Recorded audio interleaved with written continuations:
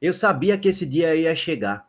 O Sport ama pegar refúgio do Fortaleza, ama, adora. Romarinho, refúgio do Fortaleza. Matheus Vargas, refúgio do Fortaleza. Edinho, refúgio do Fortaleza. Horroroso, o horroroso Edinho. E tem vários e vários que o Sport ama especular, buscar no mercado. E vamos trazer um refúgio do Fortaleza para ver se vai ser útil aqui. E eu sabia que esse dia ia chegar. Pedro Augusto, ídolo máximo do Nordeste inteiro. Para quem não sabe, esse print aí foi quando o Pedro Augusto perdeu o pênalti na Sul-Americana contra a LDU. Cobrança dos pênaltis, só era Pedro Augusto bater e fazer. O Fortaleza era campeão da Sul-Americana. Nesse momento, o Fortaleza teria 2 estrelas. Uma por ser campeão da Série B e a outra por ser campeão da Sul-Americana, coisa que nenhum time nordestino tem, que é um título internacional. E Pedro Augusto simplesmente perdeu o pênalti derradeiro. O Fortaleza desperdiça a oportunidade de conquistar o título. A LDU continua vivo. E aí, meus amigos, nas alternadas, o Fortaleza perde a final da Sul-Americana contra a LDU, que seria um título muito histórico para o Fortaleza e, de certo modo, também, se a gente for pegar para os clubes nordestinos também.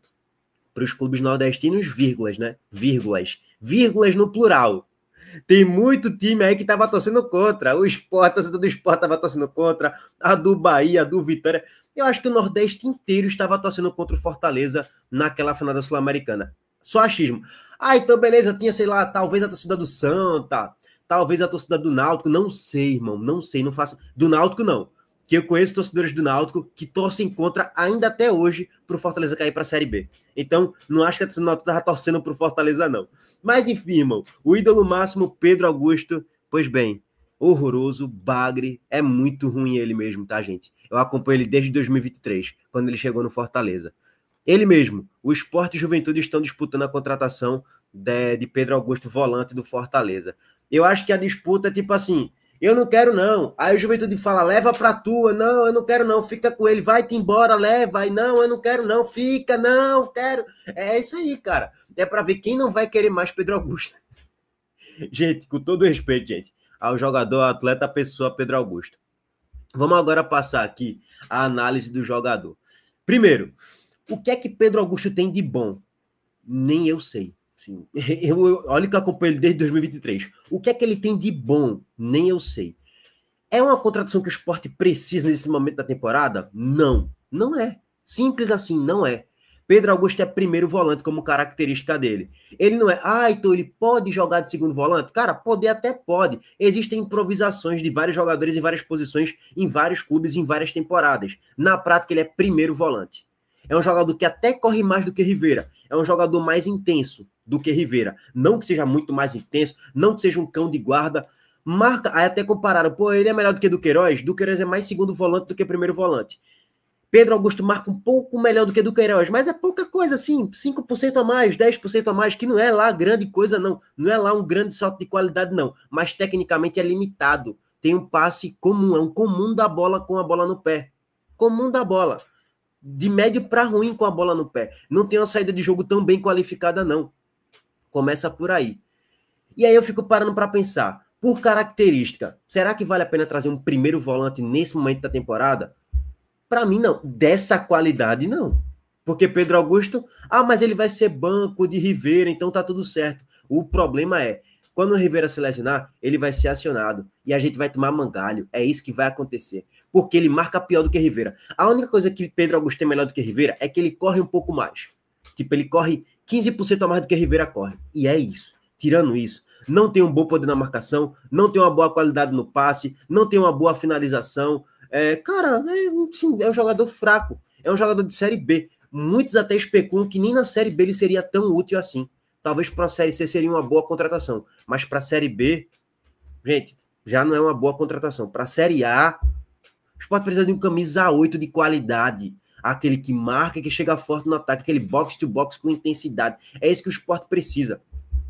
Se for para contratar Pedro Augusto, deixa Zé Lucas para ser banco de Rivera. Zé Lucas, a gente vai deixar você como banco de Rivera. Quando o Rivera cansar, você vai ser titular. Ou o inverso. Zé Lucas, você vai ser o titular de primeiro volante. Se você estiver dando conta do recado, você vai continuando aí.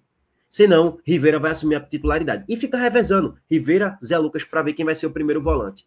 E de segundo volante, tu contrata, cara. Não tem muito mistério. E utiliza os que já estão aí. Duqueiroz, Domingues, e é meio que dá para fazer. Eu, pelo menos, penso dessa forma, tá? Quem acompanha Pedro Augusto sabe muito bem que é um jogador que tem pouco a agregar nesse momento para o Sport.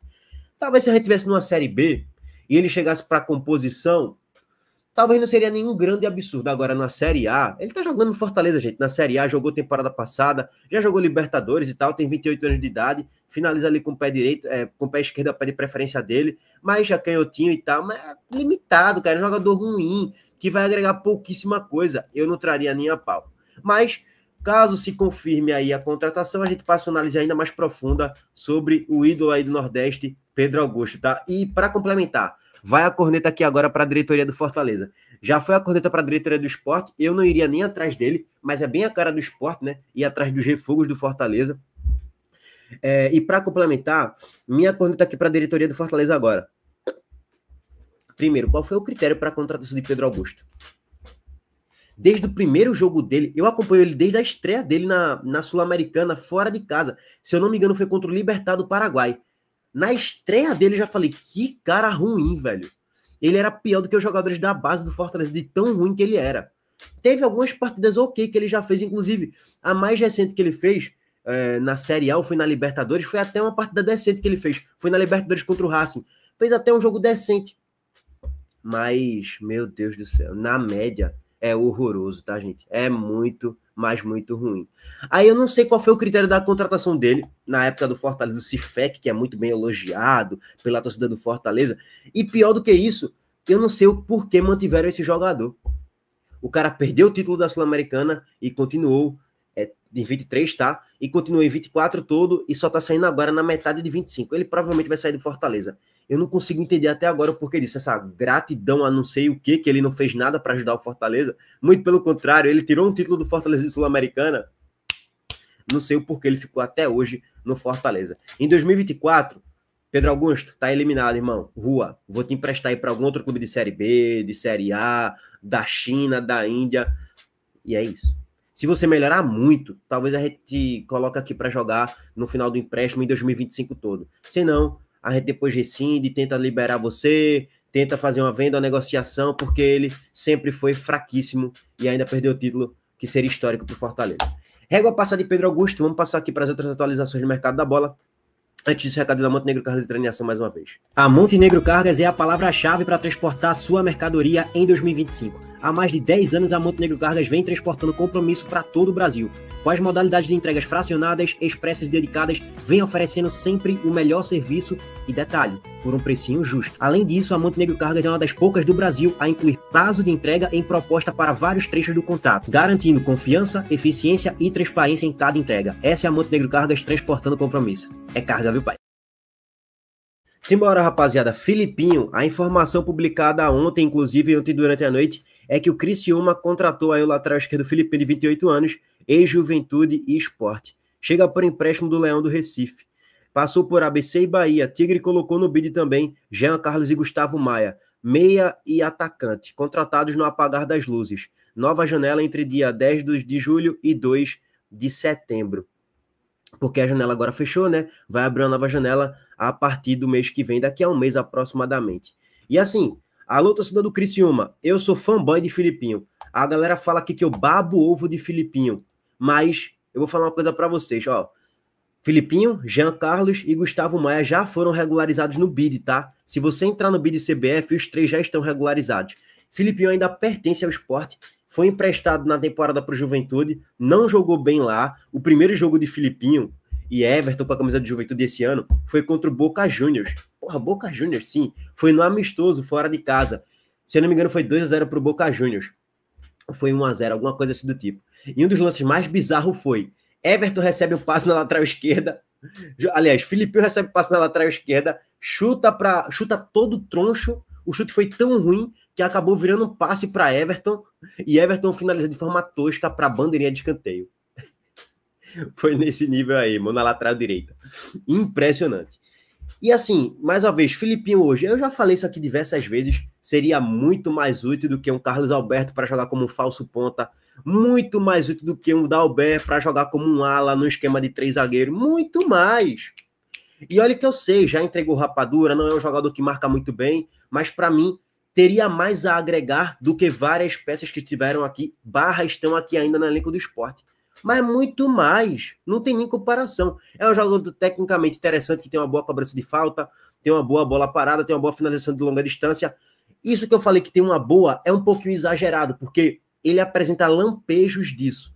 Mas esses lampejos disso, de bola parada, de vez em quando que ele acerta uma, ele acerta um chute de longa distância, que ele tem uma boa cobrança de escanteio, isso é de vez em quando, assim, não é toda hora não. Na média, ele mais deixa a desejar do que ele entrega com muita qualidade e consistência. Mas ainda assim, com esses lampejos que ele tem durante alguns jogos, ele seria mais útil, cara. Essa é que é a realidade. Seria mais útil do que Dalbert e do que Carlos Alberto para jogar ou como um falso ponta, ou uma dobra na lateral esquerda, ou como um ala mesmo. Muito melhor do que Dalbert, na minha opinião, tecnicamente. Não tem comparação, inclusive. Não existe comparação, tá? Repito, não existe comparação. Eu vou até pegar aqui os números de Filipinho. A galera fala que eu babo o ovo de Filipinho. Mas é porque eu analiso que pode ser um jogador mais útil do que os que estão aqui, cara. É bem simples. Temporada passada, Filipinho agregou com 7 assistências em 45 jogos. 4 gols e 3 assistências. Em 2023, também. 4 gols, 3 assistências, tá? Deixa eu até pegar aqui os números de Dalbert. Dalbert, o gol. Eu não lembro de um gol de Dalbert, não lembro de uma assistência dele. Cara, você deve ter, né? Ó, Dalbert, 15 jogos, 2 gols. 2 gols não, 2 assistências esse ano. 2024, 24 jogos, nenhum gol, nenhuma assistência. Em 39 jogos, Dalbert tem 2 participações em gols. Filipinho, em 45, tem 7 participações. Precisa dizer mais alguma coisa? Eu acho que não. E detalhe, não estou falando que Filipinho seria a salvação do esporte, a solução dos problemas. Não, tem suas enormes limitações também. E também já entregou a rapadura. Eu sei que tem vários pontos para a gente criticar Filipinho, mas ainda assim seria muito mais útil do que vários que estão no elenco. Esse é o meu ponto. Ponto. Gustavo Maia também finalmente foi regularizado no bid e vai jogar com a camisa do Criciúma. Esse aí, assim, o Sport tinha que emprestar mesmo, apesar disso, acho que faltou ter mais oportunidade, que acho que poderia ser mais útil do que o próprio Carlos Alberto, como a gente já mencionou aqui. E talvez mais útil até do que o próprio Romarinho, que ainda está aqui no elenco do Sport, e que para mim tem que ser emprestado nessa janela de julho. O Sport precisa contratar 2, 3 pontas pelo menos, 2 para se titular, ou 1 para se titular e 2 ali para compor, mínimo.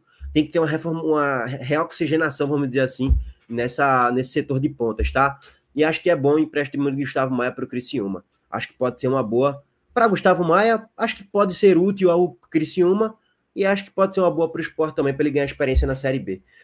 Mas, assim, para o Criciúma em si, é uma aposta que talvez ajude pontualmente, e é isso. É um jogador que pode ajudar. É melhor do que Samuel Otsaniá, que o Criciúma contratou? Muito melhor, não tem comparação.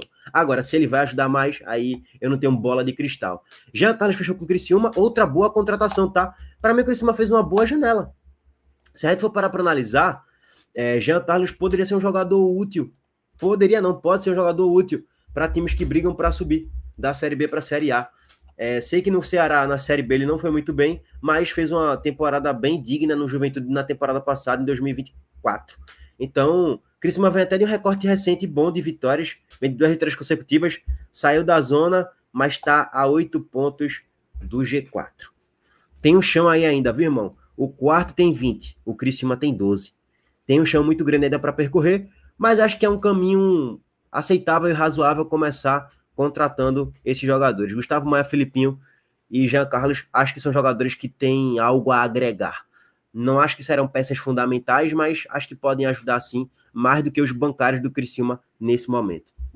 Bom, é isso. Série B eu não vou alongar debate aqui agora, não. Me surpreende o quão mal está o Atlético Goianiense, o América Mineiro, o próprio Criciúma, o Amazonas e o Atlético Paranaense. Eu esperava esses times bem mais aqui em cima, na parte de cima da tabela, tá? Bom, rapaziada, é isso. Abraço para todos vocês. Deixa o like aqui no vídeo, se inscreva no canal e ativem o sininho de notificações. Valeu, gente.